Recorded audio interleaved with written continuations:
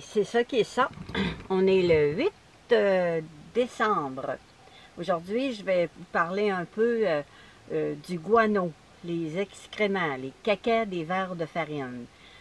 Ça coûte cher des fois entretenir les vers de farine, leur donner des légumes frais, puis acheter un peu le son de blé et puis les bacs que ça prend. Mais quand on garde les excréments, le guano, eh bien, on peut récupérer pas mal d'argent. Comme un contenant comme ça ici, ça peut contenir environ au moins 200 grammes, presque 500 grammes. Puis ça se vend entre 15 et 20 dollars pour le jardinage et puis tout ça. Alors, c'est ça que je vais vous parler aujourd'hui. Mais pour débuter, bien, je vais améliorer un peu le tamis que j'ai fait avec du moustiquaire de 30 mailles. Je l'ai collé sur le fond d'un contenant et puis j'avais mis la colle juste en dessous.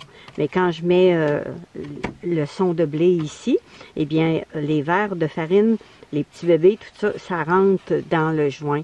Alors là, je vais modifier en ajoutant de la colle pour fermer comme il faut, pour pas qu'il y ait de guano ou des œufs ou des vers de farine qui allent en dessous du plastique puis qui restaient coincés.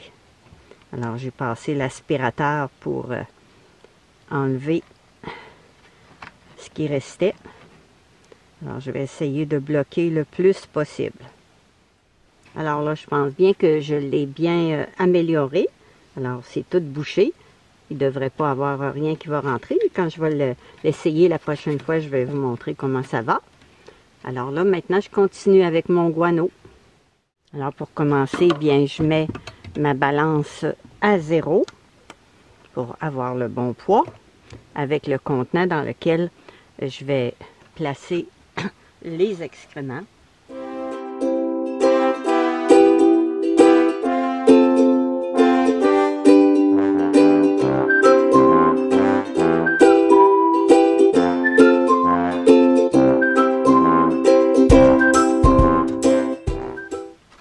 Chanceuse, ça arrive juste à 400 grammes.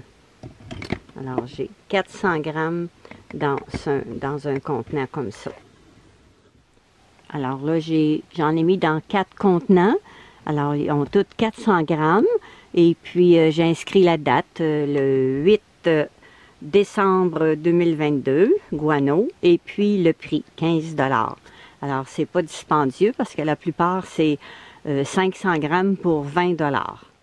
Alors là, j'enlève un peu les gros vers pour pas qu'ils deviennent toutes des nymphes. On voit là qu'il y a plusieurs nymphes dans le tamis. Alors, j'ai laissé le tamis sur le son de blé. Alors, les plus petits vers vont réussir à passer à travers 25 mailles. Et puis, je vais pouvoir récupérer seulement les plus gros vers. Alors, j'avais un bac de verre du 3 au 23 mai. Alors, là, on est le 8 décembre. Alors, il y a beaucoup de gros vers. Puis, quand il commence à avoir beaucoup de nymphes comme ça, bien, c'est sûr qu'il faut enlever les gros vers si on ne veut pas avoir vraiment des nymphes. Il est très temps, il est très, très temps de les enlever. Alors, j'ai laissé le tamis un peu sur le son pour laisser passer les plus petits vers. Alors, tous ceux-là, bien, je vais les ajouter aux vers que je vais rentrer dans la maison pour les congeler et puis les donner aux oiseaux. On voit là, ils ont de la difficulté à passer parce qu'ils sont trop gros. Alors ceux-là, il faut presquement les détacher un par un. Ils restent un petit peu coincés dans le tamis. Ils ne sont pas capables de passer. Ils sont trop gros.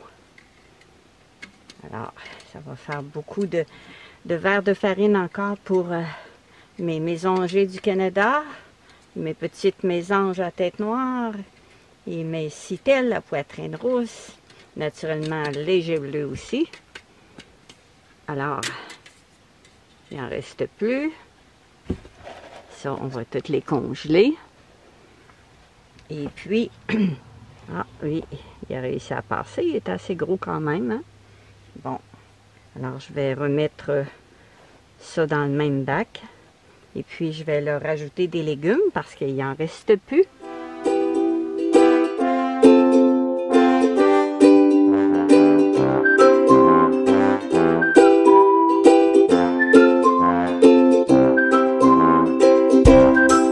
Alors là, c'est mon gros bac de 30 cm par 40 cm. Ça fait longtemps que je voulais le vider. Eh bien, ça va valoir la peine aujourd'hui, hein. Il y a beaucoup de verre. Et puis, c'est des verres du 6 au 30 août. 6 au 30 août. Alors, on va avoir un bon ménage à faire dans ça pour récupérer des gros verres. On va récupérer des gros verres. Et puis, on voit là la petite poudre dans le fond que vous voyez ici, là. Ça, c'est du guano. C'est des excréments. Alors, c'est ça qu'il faut récupérer. Puis que ça se vend très bien pour les jardins, les plantes intérieures. C'est un engrais exceptionnel. Vous avez juste à regarder, faire des recherches sur Internet. Vous allez voir que ça se vend assez bien, assez dispendieux. Alors, il y en a beaucoup dans ce bac-là. Ça va valoir la peine de vraiment tout faire le ménage. Même s'il y a des petits verres, je vais remettre les petits verres dans un bac plus petit avec du son neuf. Il y a beaucoup de guano dans ça. Alors, ça veut dire qu'ils n'ont presque plus rien à manger. On voit là qu'il y en a beaucoup de verres. Alors, je vais laisser encore passer les plus petits. Je vais enlever les plus gros. Ils sont pas très gros. Il n'y a pas de nymphe non plus. Il n'y a aucune nymphe. On les laisse au repos. Alors après les avoir laissés travailler tranquilles, eh bien on voit qu'il ne reste pas beaucoup de petits verres dans le bac. Alors je peux récupérer les verres qui sont restés dans le tamis. Ça veut dire qu'ils sont assez gros pour les récupérer. Et puis là, je vais enlever le guano avec mon tamis que j'ai modifié. Alors, je me suis fait un entonnoir avec un haut de contenant d'eau de javel.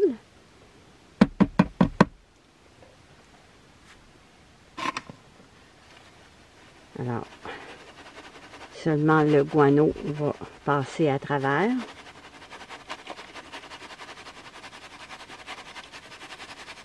On voit que les verres ne sont pas très gros.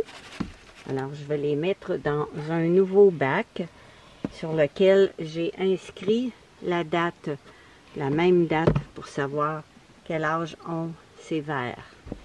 Alors, c'est du 6 au 30 août. Il y en a beaucoup, hein? Il y en a beaucoup. J'ai pas fini de vider le bac. Il y en a énormément. Alors, mon tamis travaille bien.